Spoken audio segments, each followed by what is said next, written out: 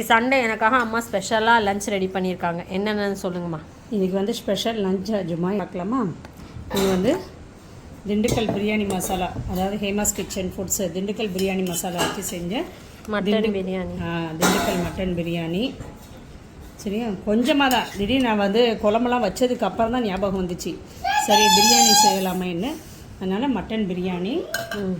இங்கே வந்து ரைத்தா, மதுரை மட்டன் சுக்கா. இதுவுமே வந்து Hema's kitchen foods Madurai mutton சுக்கா வச்சு தான் செஞ்ச மட்டன் சுக்கா.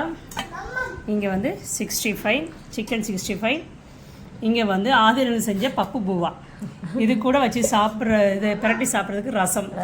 இதில் வந்து ரசம் ஊற்றி சாப்பிட்டா ரொம்ப நல்லாயிருக்கும். அதனால் எனக்கும் தாத்தா பாட்டிக்கு 2 பேருக்கு அது அவ்வளோதான். தேங்க்யூம்மா.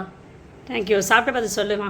ஓகே, சூப்பர்மா. சூப்பராக பிரியாணி இப்படி சூப்பராக இருக்குது. சுக்காவும் சூப்பராக இருக்குது. தேங்க்யூ. மம்மம், இவனுக்கு நீ ஆதிரன் பேர் வைக்கிறதுக்கு மம்மம்னு பேர் வச்சிருக்கலாம். மம்மம்